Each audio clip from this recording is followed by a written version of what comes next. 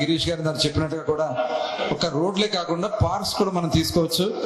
గతంలో కూడా కొట్ట వెంకటరావు గారు ఒక పార్క్ డెవలప్ చేశారు మన పరాస్పేట్ సెంటర్ లో.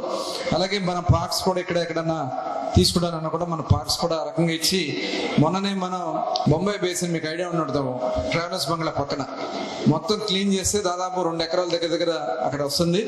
దాన్ని ఇరిగేషన్ కూడా మాట్లాడి అక్కడ ఒక ఓపెన్ జిమ్ వచ్చే ప్రత్యేకంగా మహిళల కోసం డాక్టర్ గారు చెప్పినట్లుగా ఒక ప్రివెన్షన్ అనేది అవసరం ఉంటుంది కాబట్టి ఓపెన్ జిమ్ లేడీస్ కోసం వాళ్ళు వాకింగ్ చేసుకొచ్చి అక్కడ జిమ్ చేసుకునే విధంగా మనం ప్లాన్ చేస్తున్నాం. అలాగే రైతు బజార్, ఇంకో రైతు బజార్ ప్రసాద్ గారు చెప్పినట్టు ఇంకో రైతు బజార్ మనం లాస్ట్ మనం అప్పుడు ఉన్నప్పుడే పెట్టాం మన చింతచెట్టు సెంటర్లో. దాన్ని ఆదరణ గత 5 సంవత్సరాలు చేయలేదు. తిరిగి మళ్ళీ ఆ రైతు బజార్ను కూడా చేస్తే అటుపక్క టౌన్కి ఆ పక్క అంతా కూడా రైతు బజార్ను ఉపయోగించుకోవచ్చు. ఖచ్చితంగా దాని మీద కూడా తప్పకుండా దృష్టి పెడదామని. అలాగే కిషోర్ గారు P4 గురించి చెప్పారు. ఖచ్చితంగా P4 ముఖ్యమంత్రి గారు ఆలోచన ఏంటంటే పబ్లిక్ ప్రైవేట్ పార్ట్నర్షిప్ తో లాస్ట్ లో మనం ఈ రోడ్స్ అన్ని కానీ చాలా కొత్త ప్రాజెక్టులు వచ్చినాయి.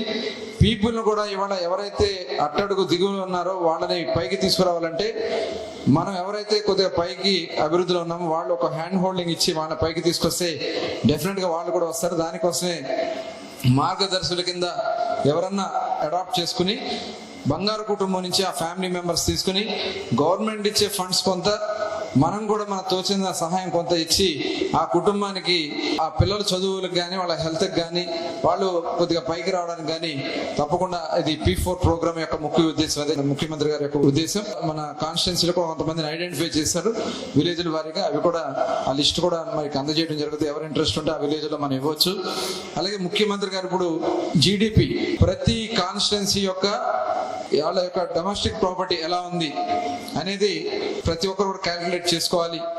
పర్ క్యాపిటల్ ఇన్కమ్ ప్రతి ఒక్క కుటుంబానికి ఎంత పర్ క్యాపిటల్ ఇన్కమ్ వస్తుందని కూడా క్యాలిక్యులేట్ చేసే విధంగా చేసుకోమని చెప్తున్నారు.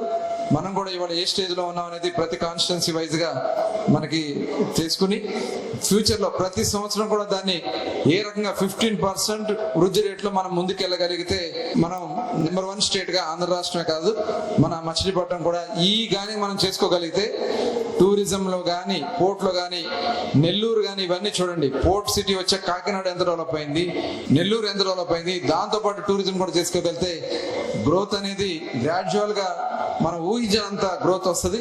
కాబట్టి ఒక మంచి ఆలోచన ముందుకెళ్తున్నాం.